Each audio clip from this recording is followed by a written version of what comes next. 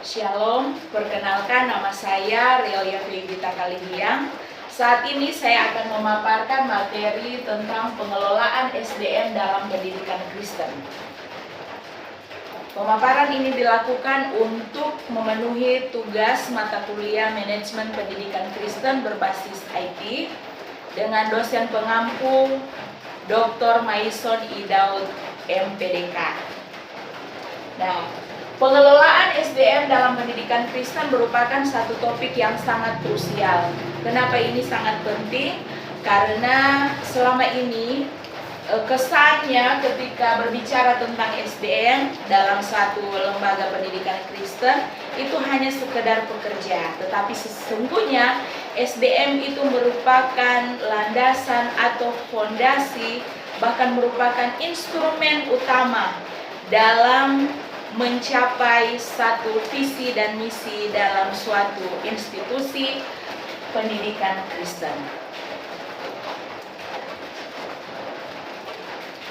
Nah, kita mulai dengan pergeseran paradigma dari administratif menjadi strategis. Jadi dari paradigma tradisional menjadi paradigma pendidikan Kristen. Kita dapat melihat mulai dari definisi fungsi. Kalau dalam paradigma tradisional, rekrutmen terhadap guru itu dilihat sebagai hanya sekedar untuk memenuhi kekosongan yang ada. Tetapi kalau dalam paradigma pendidikan Kristen, proses rekrutmen itu adalah langkah strategis membangun fondasi SDM yang tentunya selaras visi dan misi dari lembaga pendidikan Kristen. Kemudian yang kedua, kita lihat pada paradigma tradisional, target seorang pendidik atau target seorang guru itu hanya untuk mengajar secara akademik di dalam ruang kelas. Tetapi kalau dalam paradigma pendidikan Kristen, kita dapat melihat guru itu dituntut menjadi fasilitator akademik. Dan dia juga harus mampu memberikan teladan sesuai dengan nilai-nilai Kristiani supaya dapat membentuk karakter siswa.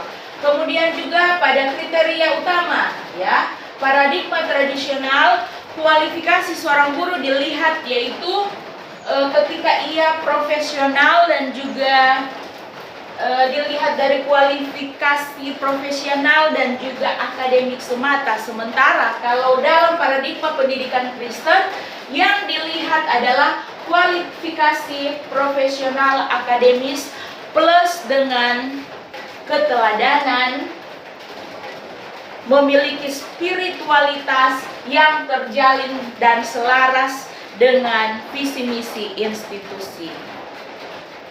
Itu yang membedakan antara paradigma tradisional dan paradigma pendidikan Kristen.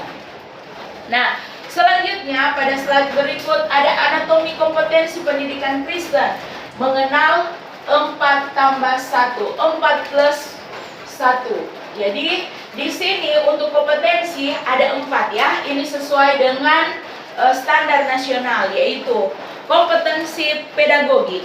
Apa itu kompetensi pedagogik? Itu bagaimana seorang guru mampu mengelola siswanya di dalam kelas. Kemudian ada kompetensi kepribadian. Bagaimana seorang guru mempunyai kompetensi atau kepribadian yang mantap, berwibawa dan dewasa. Kemudian yang ketiga ada kompetensi sosial. Bagaimana seorang guru itu mampu berkomunikasi secara efektif bersama dengan pertama siswa tentunya, kemudian guru atau rekan sejawat, orang tua dan juga masyarakat tentunya. Kemudian yang keempat ada kompetensi profesional. Di sini bagaimana seorang guru itu mampu menguasai materi yang dia berikan kepada peserta didik. Nah, plus satunya untuk pendidikan Kristen, seorang guru itu harus memiliki integrasi nilai kekristenan. Jadi di sini seorang guru tidak hanya memenuhi standar nasional dari empat kompetensi ini, tetapi bagaimana dia menjadi fasilitator dan juga teladan bagi peserta didik. Teladan tentunya, teladan di sini adalah menunjukkan sikap hidup yang sesuai dengan nilai-nilai Kristiani agar supaya dapat membentuk karakter siswa sesuai dengan nilai-nilai tersebut. Selanjutnya, di sini kita melihat setelah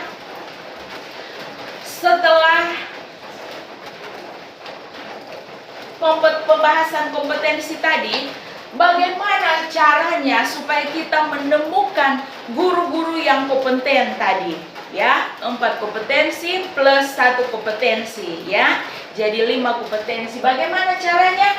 Yaitu kita membutuhkan corong. Di sini terlihat ada corong menyaring profesionalisme dan iman. Yang dilakukan yang pertama adalah melihat karakter dan penghayatan iman dari guru tersebut. Jadi saat rekrutmen yang kita lihat adalah bagaimana kita harus mewawancarainya secara mendalam, ya. Menilai keyakinan dan juga sikap dari guru tersebut. Kemudian yang kedua, keterampilannya dalam mengajar. Kita harus melihat juga, harus dievaluasi kemampuannya dalam mengajar, ya. Metode yang digunakan apa, kemudian bagaimana dia menjelaskan di dalam kelas, apakah siswa paham atau tidak. Kemudian yang ketiga adalah visi dan dedikasi, apakah visinya sudah sesuai dengan visi institusi. Selanjutnya, kita lihat setelah menemukan guru tersebut, dia harus juga berproses di dalam lingkungan sekolah. Dia harus mengembangkan kemampuannya. Nah, caranya yaitu pertama, 1, dia harus mengikuti pelatihan profesional. Pelatihan-pelatihan yang ada banyak sekarang yang tersedia offline ataupun online, itu dapat diikuti oleh guru untuk meningkatkan kemampuannya, profesionalitasnya. Kemudian yang kedua, dia mampu mengintegrasi iman. Jadi strategi praktis mengaitkan topik akademik, dia harus mampu mengaitkan topik akademik dengan nilai-nilai Kristiani. Kemudian yang ketiga adalah retret dan pembinaan spiritual. Bagaimana dia memperdalam keimanannya kepada Tuhan, ya. Dia memperdalam iman dan mendukung ketahanan rohani dia sebagai guru, ya. Selanjutnya,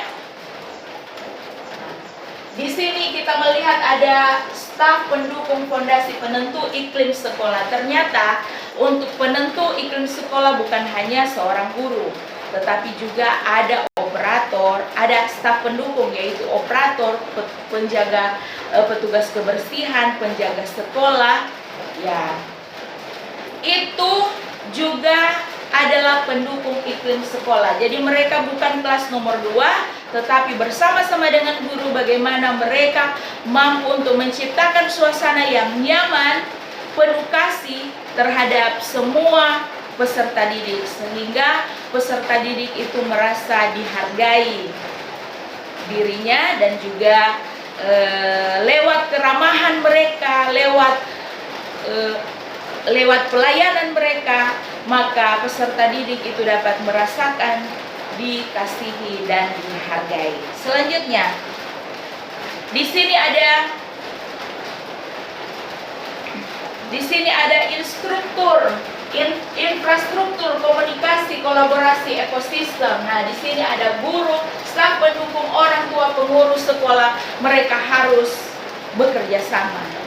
Bekerja sama dapat dilakukan melalui pertemuan rutin strategis, boleh juga melalui budaya terbuka. Jadi di sini yang dibahas dalam pertemuan bukan cuma masalah-masalah teknis, tetapi juga ruang diskusi tentang tantangan kelas. Jadi ini bisa dilakukan melalui kombel secara terbuka, dapat berbagi praktik baik, mencari solusi sama-sama untuk perkembangan siswa. Kemudian budaya terbuka, saling memberi ide, memberi pendapat, memberi masukan, dan menerima, itu adalah budaya yang terbuka yang perlu dibangun.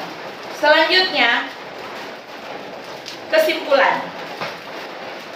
Jadi kesimpulannya, pengelolaan SDM adalah penentu hidup matinya identitas sekolah. Jika sekolah itu menginginkan visi misinya untuk membentuk kepribadian siswa yang sesuai dengan nilai-nilai Alkitab, maka setiap elemen yang ada dalam institusi itu harus bekerja sama, menunjukkan profesional yang unggul, sehingga apa yang dicita-citakan itu tercapai. Sekian dan terima kasih.